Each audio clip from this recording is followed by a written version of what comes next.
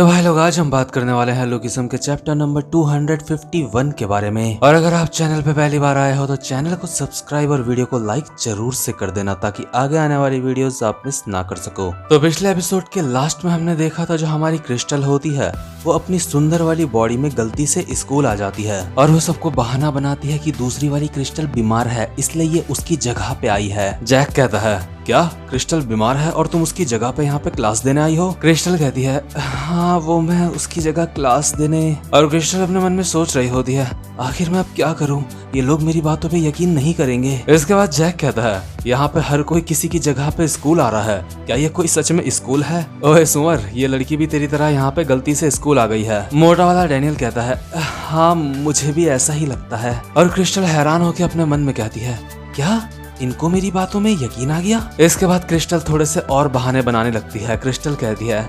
हाँ वेगस में सब ऐसा ही करते थे, वेगस में ऐसा करना बहुत ही ज्यादा आम बात है। और मोटा वाला डैनियल भी बस क्रिस्टल की हाँ पे हाँ मिलाए जा रहा होता है। और जो हानिल होती है क्रिस्टल को देख के अपने मन में सोच रही होती है, वो आखिर ये इतनी ज्यादा सुंदर कैसे है? इतनी ज्यादा सुंदर होना गैर कानूनी होना चाहिए, मुझे इसके ऊपर क्रश हो गया है। ये बहुत ज्यादा सुंदर है और मैंने सुना है ये एक बहुत ही ज्यादा अमीर फैमिली से बिलोंग करती है। मुझे तो ऐसा लगा था कि मेरे अलावा पिगी को कोई भी पसंद नहीं करता, लेकिन शायद मैं गलत थी। तो अभी जो हानिल होती है वो डैनियल को लेके इनसिक्योर हो गई होती है, इसलिए हानिल मैरी किम के पास जाती है कुछ लव टिप्स मांगने के लिए। और अभी हानिल के साथ जॉय भी होती है, क्योंकि उसको डैनियल को पटाने की टिप्स चाहिए होती है, हैंडसम वाले डैनियल को। इसके बाद मैरी स्टाइल में कहती है, तो तुम ये जानना चाहते हो कि कोई लड़का तुम्हें कैसे पसंद करेगा? आखिर वो लकी लड़का कौन है जिसको तुम दोनों चाहती हो कि तुमको वो पसंद करे? हानिल और जॉय साथ में कहते हैं, ये एक सीक्रेट है। इसके बाद मैरी कहती है, लगता है फैशन डिपार्टमेंट की लड़कियां काफी बड़ी हो गई हैं। तो Mary Kom the queen of 2 seconds अब तुम्हें बताएगी कि तुम एक लड़के को कैसे पटा सकते हो। और साथ ही साथ में तुम्हें बता दूं, जो मेरा नाम है द क्वीन ऑफ 2 सेकंड्स, ये उस समय का नहीं है जब मैं बहुत ज्यादा मोटी हुआ करती थी। असल में मुझे ये नाम इसलिए मिला था क्योंकि मैं किसी भी मर्द को अपने सामने 2 सेकंड्स में झुका देती थी। जैसा जैसा मैं तुम्हें बताऊंगी, अगर तुम वैसा ही करोगी तो तुम दुनिया के किसी भी इंसान को उसके घुटनों में ला दोगे अपने सामने, जैसा कि तुम अभी वहाँ पे अपने सामने देख सकती हो। और हम देखते हैं जो जैक होता है वो मीरा के सामने अपने घुटनों में बैठा हुआ होता है। जैक कहता है, मीरा क्या तुम मुझे माफ कर दोगी अगर मैं घुटनों में बैठ के तुमसे माफी मांगूंगा? हानिल ये देख के कहती है, लेकिन इसको प्यार नहीं कहते, ये तो गुलामी है। जॉय कहती है, तो तुम हमें ये सिखाने वाली हो कि कैसे कोई लड़का हमारे सामने अपनी दुम कुत्तों की तरह हिलाएगा? इसके बाद मैरी कहती है, तो ठीक है लड़कियों, अब मैं शुरू करती हूँ। तुम्हें बस 2 बातों का ध्यान रखना है, पहला तुम्हें स्माइल करना है और दूसरा तुम्हें किसी लड़के का ध्यान आकर्षित करना है, यानी कि किसी लड़के का ध्यान भटका के उसका ध्यान अपनी तरफ आकर्षित करना। हानिल कहती है, क्या स्माइल करना है और ध्यान भटकाना है? जॉय कहती है, हे मैरी आखिर इसका क्या मतलब है? इसके बाद मैरी कहती है, मर्द बहुत ही ज्यादा सिंपल क्रिएचर होते हैं, अगर तुम उनको थोड़ा सा उकसाओगी तो वो आराम से रोमांटिक हो जाते हैं। अगर कोई लड़की उनसे स्माइल करके बात करे तो वो लड़की की स्माइल देख के ही पिघल जाते हैं। तुम्हें बिल्कुल इस तरह की स्माइल करनी है। और मैरी एक स्माइल करके दिखाती है इन्हें। हानिल और जॉय कहते हैं, हे ये चीटिंग है, मुझे नहीं पता था तुम ऐसा चेहरा भी बना सकती हो। इसके बाद मैरी कहती है, किसी लड़के का ध्यान भटकाना एक कला होती है, अगर तुम ऐसा करने में कामयाब हुई तो वो बाद में तुम्हारी चिंता करने लग जाएगा। ये ट्रिक ज्यादा अच्छे से तब काम करती है अगर तुम किसी लड़के के अंदर के फादर को यानी कि बाप को जगा दो। और हानिल और जॉय बोल रहे होते हैं, आखिर मैरी तुम क्या बोलना चाहती हो? लेकिन तभी जो जेस होता है वो इन लोगों के बगल से जा रहा होता है और उसकी कुछ बुक्स जमीन में गिर जाती हैं। और क्योंकि मैरी को जेस अच्छा लगता होता है इसलिए वो जेस की मदद करने के लिए चले जाती है। मैरी कहती है, तू बेवकूफ कहीं के मेरा बहुत ज्यादा ध्यान भटका रहा है। तू आखिर तू खुद को एक मर्द कैसे बोल सकता है? तू तो उल्टा मेरा ही ध्यान भटका रहा है। जॉय कहती है, वो जेस मैरी का ध्यान भटका रहा है। हानिल कहती है, वाओ ये जो ध्यान भटकाने वाली ट्रिक है ये मैरी के ऊपर काफी अच्छे से काम कर रही है। इसके बाद मैरी कहती है, मैंने तुम्हारी मदद करी है इसलिए तुम अब मुझे अपने कानों के साथ खेलने दोगे। ये छोटे छोटे मुलायम कान। इसके बाद जेस मैरी के हाथों को अपने कान से हटाता है और कहता है, बस करो मैरी, लोग सोचेंगे हम बॉयफ्रेंड गर्लफ्रेंड हैं। और वैसे भी मुझे लड़कियों की कोई भी परवाह नहीं है, मैं पहले ही बर्ड नकल से शादी कर चुका हूँ। मैरी अपने मन में कहती है, आखिर ये बेवकूफ क्या बोल रहा है। और जो विंजिन होता है पागलों की तरह हंस रहा होता है। विंजिन कहता है मैरी तुम अपनी पूरी जिंदगी भर सिंगल रहने वाली हो और क्या तुम इन लड़कियों को ये सिखा रही हो कि बॉयफ्रेंड कैसे पटाया जाए। इसके बाद जॉय कहती है हानिल शायद मुझे पता है कि मैरी को जेस के कान इतने ज्यादा अच्छे क्यों लगते हैं। हानिल कहती है हाँ क्यों लगते हैं मुझे भी बताओ। इसके बाद जॉय मोटे वाले डैनियल के गाल पकड़ती है और इनको खींचती है और कहती है क्योंकि वो मार्शमैलो की तरह होते हैं। और हानिल अपने मन में कहती है हे मेरे पिगी का अपनी तरफ ध्यान भटकाने की कोशिश मत करो। और कहीं डैनियल का ध्यान जॉय की तरफ ना भटक जाए इसलिए जो हानिल होती है वो डैनियल के सामने बैठ के अपने जूतों की लेस बांधने की एक्टिंग करने लगती है। डैनियल कहता है वैसे हानिल तुम ये क्या कर रही हो। हानिल कहती है वो मेरे जूतों की लेस थोड़ी सी ढीली हो गई थी।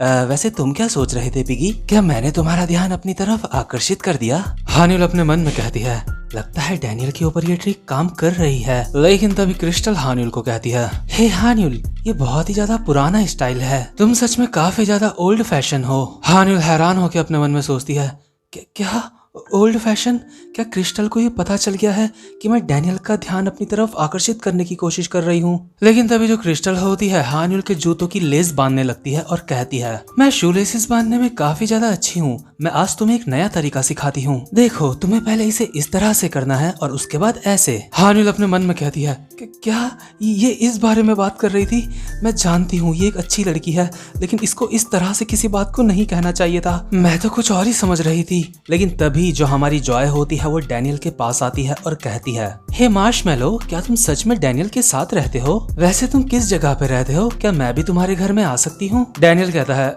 हाँ बिल्कुल तुम आ सकती हो, अगली बारी जे के साथ मेरे घर में आना, लेकिन जिस दिन तुम हमारे घर आ रही हो डैनियल को उस दिन कुछ काम है। जॉय कहती है लेकिन हमने तो अभी तक डिसाइड करा ही नहीं कि हम वहाँ कब आएंगे। मार्शमैलो जब हम तुम्हारे घर में आएंगे तो क्या डैनियल के साथ उस वक्त तुम भी घर में रहोगे। डैनियल कहता है ऑफ कोर्स वो मेरा घर है, मैं तो रहूंगा ही। और हानिल अपने मन में सोच रही होती है नहीं अगर जॉय डैनियल के घर गई तो ऐसा हो सकता है कि उसको हैंडसम वाले डैनियल की जगह पिगी पसंद आ जाए, जैसे कि मुझे पिगी पसंद आया है। मुझे मेरी टीचर मैरी किम की टिप्स को फॉलो करना होगा ताकि पिगी मुझे पसंद करने लगे। डैनियल कहता है वैसे क्या ये ठीक रहेगा क्योंकि जो मेरा घर है वो बहुत ज्यादा छोटा है। लेकिन तभी जो हमारी हानिल होती है गला फाड़ फाड़ के हंसने लगती है और वो ऐसा इसलिए कर रही होती है क्योंकि उसको मैरी ने ऐसा करने के लिए कहा था। हानिल को ऐसा लग रहा होता है कि वो ऐसा करके पिगी को इम्प्रेस कर देगी। हानिल कहती है हे मजाक करना बंद करो, कोई भी घर इतना ज्यादा छोटा नहीं होता, तुम तो ऐसे बोल रहे हो जैसे तुम्हारे घर की छत टूट रही होगी।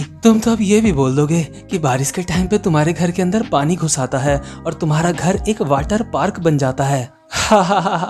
तुम सच में बहुत ज्यादा फनी हो। इसके बाद डैनियल कहता है वो दरअसल मेरा घर सच में टूट रहा है, कल ही मेरे घर की छत नीचे गिर गई थी और बरसात के टाइम पे सच में मेरे घर के अंदर बहुत सारा पानी घुस आता है। इसके बाद जॉय कहती है हे हानिल तुम किसी के घर के बारे में ऐसी बात कैसे कह सकती हो और वो भी इतना ज्यादा हंस हंस के। हानिल अपने मन में सोचती है नहीं मैं ऐसा नहीं करना चाहती थी, मैं तो बस डैनियल का ध्यान अपनी तरफ खींचना चाहती थी। लेकिन तभी जो क्रिस्टल होती है डैनियल के कंधे में हाथ रखती है और कहती है डैनियल तुम चिंता मत करो, मैं भी पहले ऐसे घर में रह चुकी हूँ और वैसे भी जब लास्ट टाइम मैं तुम्हारे घर में आई थी तो मैंने देखा था तुम्हारा घर इतना भी छोटा नहीं है। और हानिल ये सुन के अपने मन में बोल रही होती है क्या ये पिगी के घर के अंदर भी गई है, मैं तो अब तक पिगी के घर के अंदर नहीं गई और ये लोग उसके घर के अंदर से होके भी आ गए। और यार क्रिस्टल डैनियल के घर पे उस वक्त गई थी जब एक पागल लड़की ने इन दोनों के दोनों को डैनियल के घर के अंदर ही किडनैप कर लिया था। डैनियल कहता है अरे हाँ क्रिस्टल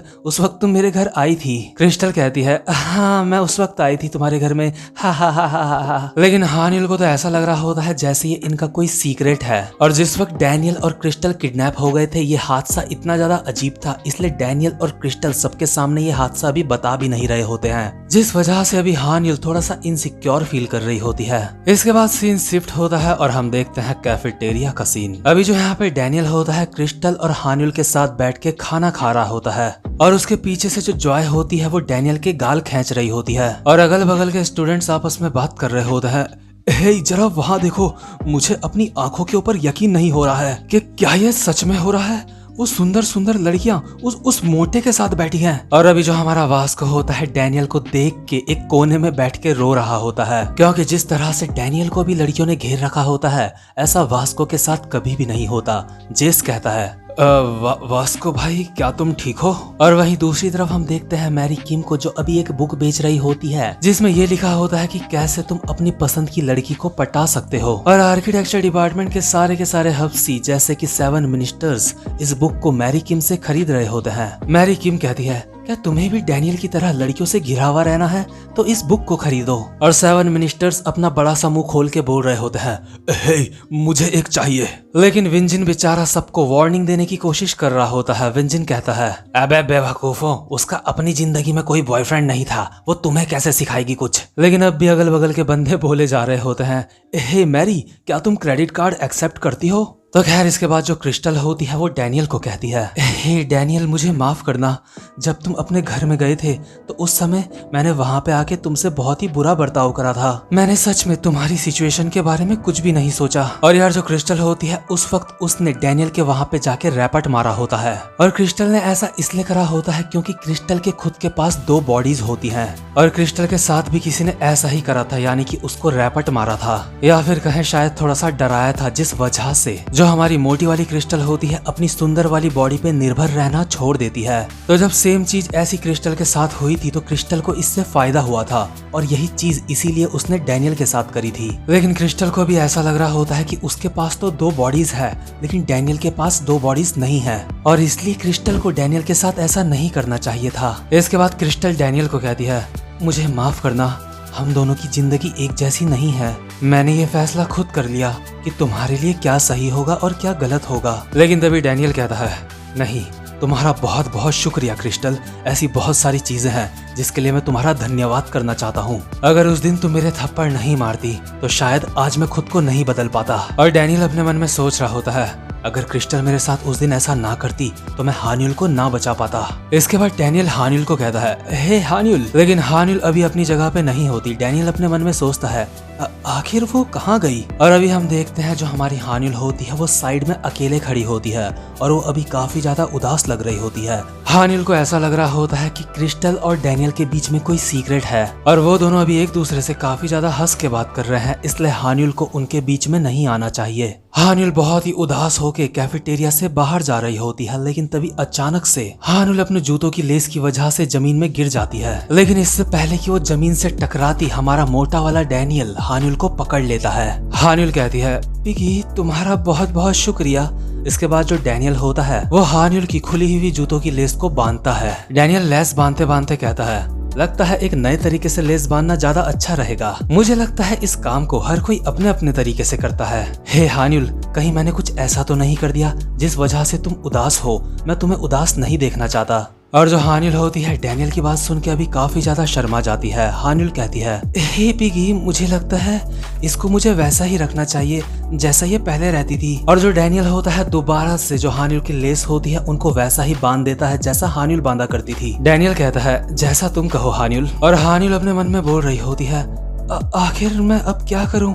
ये साला आज मुझे बहुत ज्यादा अच्छा लग रहा है। और जो हानियुल होती है उछल के गले लग जाती है हमारे मोटे वाले डैनियल के। हानियुल ने डैनियल को अभी बहुत जोर से पकड़ा होता है। डैनियल कहता है, हानियुल, मेरी गर्दन, मुझे छोड़ो। हानियुल कहती है, नहीं, मैं नहीं छोड़ूंगी। और यहाँ पे अभी हमें एक बात बताई जाती है कि अगर तुम्हारी जिंदगी में कोई ऐसा इंसान है जिसको तुम चाहते हो कि वो तुम्हें पसंद करे तो ऐसा करने का कोई बहुत बड़ा सीक्रेट नहीं है। ऐसा करने के लिए आपको बिल्कुल रियल रहना है, यानी कि जैसे आप हो बिल्कुल वैसे ही नेचुरल रहो। और यार रियल लाइफ में भी ये बात काफी ज्यादा सच बात है। तो खैर अभी हम देखते हैं जो हमारा जेस होता है अपनी डायरी में कुछ लिख रहा होता है और जो मैरी किम होती है उसके कानों से खेल रही होती है और हानियुल डैनियल से चिपकी हुई होती है और क्रिस्टल इन दोनों को देखे जा रही होती है। और हमारा जैक वास्को के ऊपर गला फाड़ फाड़ के हंस रहा होता है। जैक कहता है, हा, वास्को एक ब्लाइंड डेट में गया था, ये सच में बहुत ही डरावना है। वास्को कहता है, मेरा मजाक उड़ाना बंद कर। मैं बस वहाँ पे अपनी सॉफ्टनेस नहीं दिखा पाया था, इसलिए मेरी डेट खराब हो गई थी। जैक कहता है,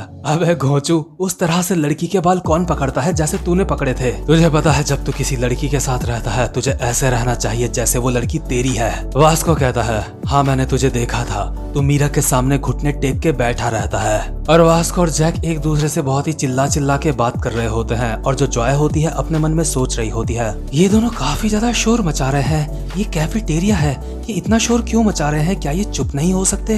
लेकिन तभी जो हमारा डैनियल होता है वो यहाँ से गुजर रहा होता है। डैनियल जॉय के पास आता है और उसके बाल बिल्कुल वैसे ही पकड़ के बांधता है जैसे वास्को ने एक लड़की के पकड़ के बांधे थे बाल। डैनियल कहता है, हे जॉय, तुम्हें अपने बालों को बांध लेना चाहिए, नहीं तो इनमें खाना लग जाएगा। और जैक डैनियल को देख के तेज तेज से हंसने लगता है और कहता है, हा हा हा हा, जरा उस झंडू को देख, कोई बेवकूफ ही ऐसा करेगा, अभी अपने फेस पे एक रैपट खाने वाला है। लेकिन यार अभी इसका बिल्कुल उल्टा होता है, जॉय को बिल्कुल भी बुरा नहीं लगता। जॉय बहुत ही ज्यादा प्यार से कहती है, मार्शमैलो, मुझसे प्रॉमिस करो तुम मुझे अपने घर में आने दोगे। और जैक और वास्को की अभी पूरी तरह से झंड कट चुकी होती है। और भाई लोग आपको ये भी बता देता हूँ कि डैनियल के साथ बिल्कुल उल्टा क्यों हुआ, जॉय को गुस्सा क्यों नहीं आया। इसका सिंपल सा जवाब है, हर लड़की एक जैसी नहीं होती। तो खैर इसके बाद हम देखते हैं जे हाई स्कूल के बाहर का सीन। यहाँ पे बाहर अभी एक खंबे में वो स्टिकर अब भी चिपका हुआ होता है जो एक बारी जिन जैंग ने चिपकाया था। और अभी हम देखते हैं जो जिन जैंग होता है दोबारा से यहीं पे होता है। जिन जैंग किसी से कॉल पे बात कर रहा होता है। जिन जैंग कहता है, क्या ये स्टिकर अब भी यहीं पे है? दूसरा बंदा कॉल पे कहता है, क्या बोल रहा है बे? जिन जैंग कहता है, सॉरी, मैं एक पल के लिए थोड़ा सा इमोशनल हो गया था कुछ देख के। कॉल वाला बंदा कहता है, लगता है उस जगह से तेरी काफी यादें जुड़ी हैं। जब तू पहले उस जगह पे गया था उस वक्त तू गॉड डॉग गैंग में था। क्या तेरा वहाँ अकेले जाना सही रहेगा? वो लड़के भी वहाँ जे हाई स्कूल में ही पढ़ते हैं। और अभी हम देखते हैं जो जिन जैंग होता है वो ओली वैंग से बात कर रहा होता है। ओली कहता है, तू चाहे तो तेरी जगह मैं भी जे हाई स्कूल जा सकता हूँ। जिन जैंग कहता है, नहीं, तू ये नहीं कर सकता, ये काम बस मैं ही कर सकता हूँ। अब वक्त है अपने बड़े से प्लान को अंजाम देने का। और जिन जैंग एंटर कर जाता है जे हाई स्कूल के अंदर। तो खैर इसी के साथ ये वाला चैप्टर यहीं पे खत्म होता है। उम्मीद करता हूँ कि आपको आज की वीडियो भी अच्छी लगी हो। तो अगर आप चैनल पे पहली बार आए हो तो चैनल को लाइक और वीडियो को सब्सक्राइब जरूर से कर देना। तो भाई लोग अब मैं मिलता हूँ आपसे अपने नेक्स्ट एपिसोड में, तब तक के लिए गुड बाय।